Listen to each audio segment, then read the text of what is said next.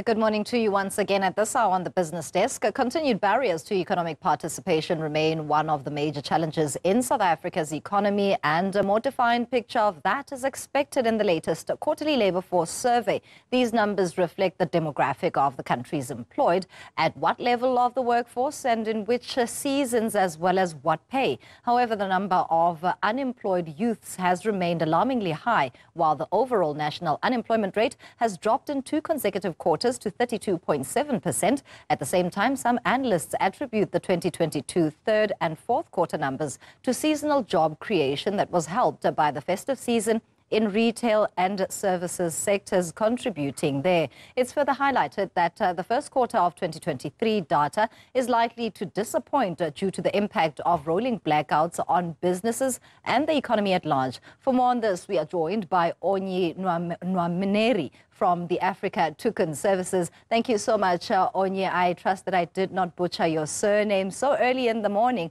We are talking about something quite important in the South African labour landscape. When we talk unemployment, we must also talk about the upskilling of individuals in this country to participate within the job space in this country. And it's a discussion that really has not had resolution for quite a number of years in this country. What's your view on that as we look ahead to the expected QLFS? Thank you to Ms. Sanga, and really thank you for having me. We anticipate as Africa Token Services that the unemployment stats will not get better. As you know, 3.5 million young people are not in education, employment, or training based on the last stats. We have close to 70% of unemployment of young people between the age of 18 to 35 years old.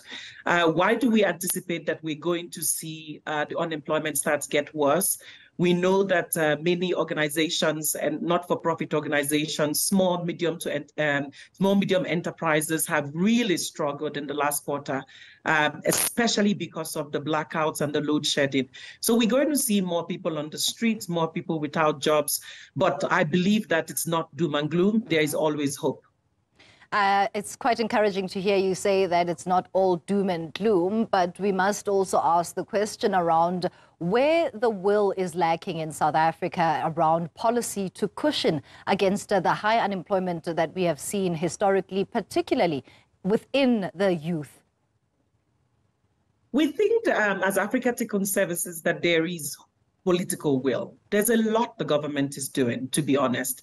The government has rolled out the National Youth Service that has created close to 10,000 jobs last year through different departments of government, of which we participated. The government supports unemployment through the Youth Employment Service that also has reached 100,000 jobs since it started about 4 years ago. The government is involved in expanded public works programs that is looking at, again, low-income employment. So I don't believe that there is no political will in terms of government. I think that it's time that we as all South Africans turn around and say that the unemployment we have in the country is not for government to solve alone. The policies are there. The incentives are there, even from a tax perspective. I think we now need to bring all South Africans, public sector, private sector, small, medium enterprises to work together to say, how do we bring down this close to 70% unemployment down to hopefully more comfortable levels. And there's no such thing as a comfortable level when it comes to unemployment. But we need to work together, especially from a private sector. And if you ask us, the small, medium enterprise is where the jobs are. If we can support small businesses, and I know the president have said it over and over again, but it is true. If we can support small, medium enterprises to stay alive, to survive and to thrive, they are our biggest job creators. And that's unfortunately the challenge, Onye, particularly for the SME sector. With load shedding, big corporates are saying they can't cope. They do not have the billions to throw into diesel powering generators. So how do we then, at a practical level and at a lived experience level, say to South Africa, there is an implementation plan that is likely to yield results in maybe 5 to 10 years? Yeah, definitely. I want to believe that the problem of load shedding and blackouts have affected all of us. We can turn around and say it's a problem that government has to solve. And yes, it's a problem government has to solve because we're taxpayers and we all want government to use our the taxes we have paid to the benefit of society, and one of it is electricity. However, we have seen that the problem has not gotten better. It has gotten worse and worse, with the winter being forecasted to go to all the way to stage 8. So we can turn around and say, government, you must solve it. We don't believe that this is now the time to look at government. This is the time to say the problem we have was created by people. People must solve it. And how can people solve it?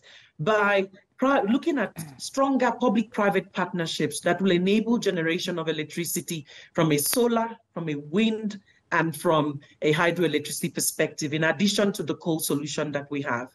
We can also do small steps or interventions. If you look at most big corporates, they have to spend on their enterprise development. They have to invest in enterprises using their enterprise development funding.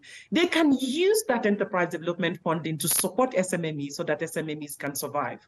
They can use their corporate social responsibility or investment funding to support non-governmental organizations to enable them to stay open even at this time. But more importantly, most of our corporates also have skills development budgets. They have millions of budgets where they want to spend on skills development at a time such as this. This is the time we say, where do we want to invest in skills that is going to enable us to build a new society where we are load shedding free? So why don't we invest our skills funding into training of solar installers, installers within the renewable energy, and especially in the operations and maintenance space. So it's easy for us all to turn around and say, oh, it's a problem and it's a problem. But how do we become part of the solution as opposed to being part of the problem or complaining about the problem? Thank you so much for your input. Onyi Nwaneri is the CEO at Africa Tikkun as we continue to build up towards the 11:30 mark, where Stats SA will be giving the latest quarterly labor force survey, in particular South Africa's unemployment rate. And that's where we leave it on the business desk for this morning. It's time for sport.